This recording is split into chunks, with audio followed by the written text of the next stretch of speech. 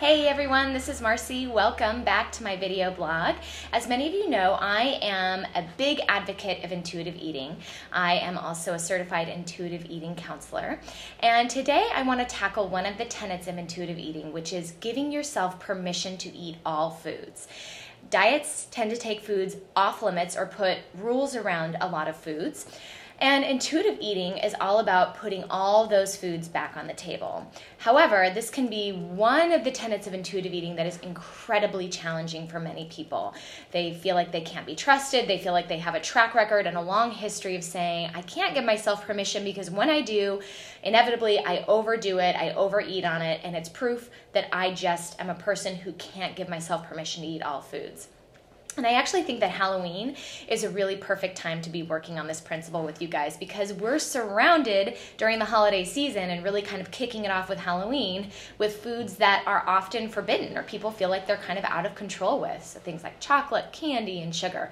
So I'm actually really excited about today's video blog because I think it's really timely and I really think it's going to be helpful for you guys. So we're going to be tackling this topic of giving yourself permission to eat all foods.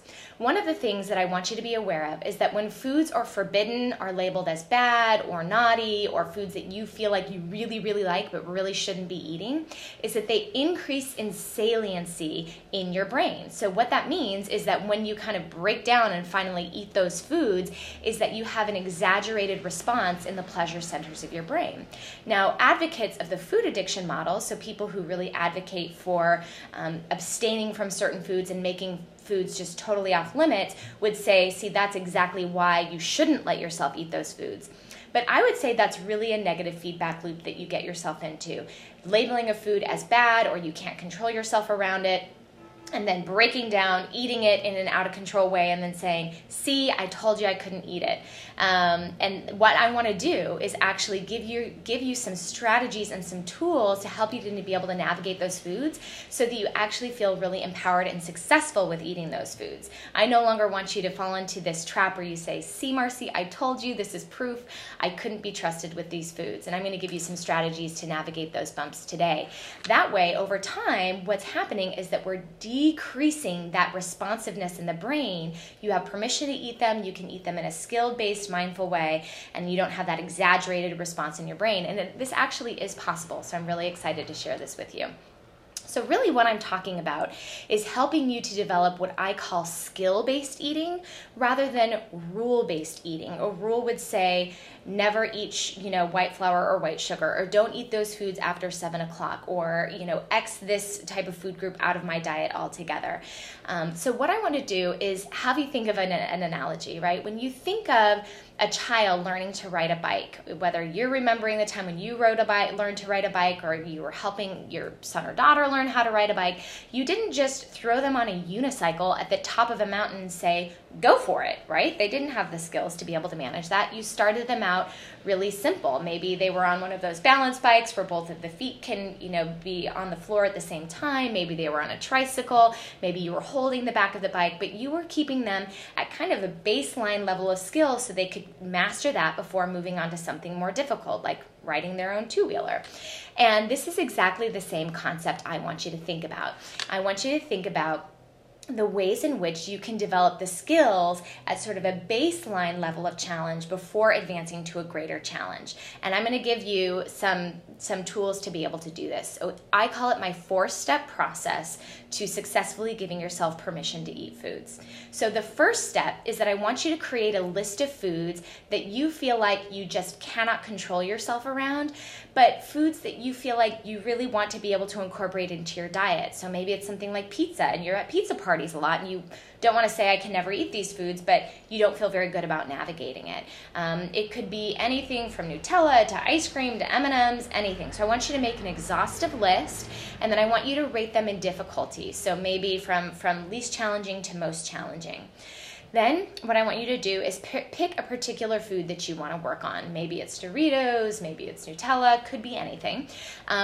As you're beginning this process, you may not want to pick the food that's absolutely the hardest for you. So I'm amazed that for a lot of people, ice cream seems to be like the #1 most challenging. So you'll just want to think about this for yourself. You could pick something that's most challenging. You might want to start with something that feels hard, but not like overly so.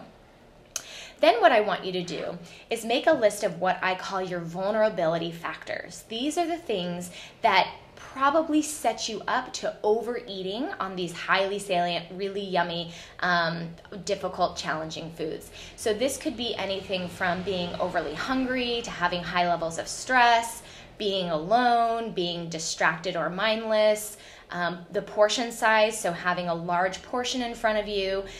It could be thoughts or stories that you have about that food, like I can't be trusted with that food, or I'm a food addict. So these are examples of vulnerability factors, and you might want to take a couple of days to try to write down as many of them as you can think about.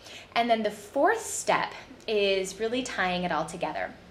And you're doing a little bit of a journaling exercise, and you're really trying to journal out. Let's say you've chosen Doritos, and you write out on a piece of paper, I can eat Doritos in a mindful, balanced way when.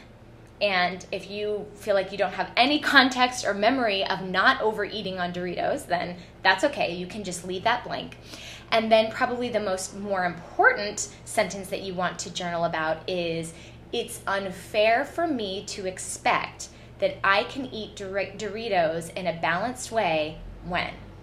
So I'll give you an example of a client. She and I were working on this, and we were talking about this concept of vulnerability factors, and she was like, oh, so when I was working on giving myself permission to eat brownies, it was unfair that I would think that I could eat brownies moderately when I had a really stressful visit with my mother-in-law who said not very nice things to me.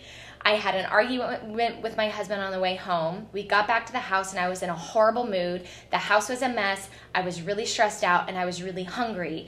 That probably was an unfair expectation that I would sit down and eat my brownie in a mindful way, and it probably explains why I came home and ended up eating half the pan.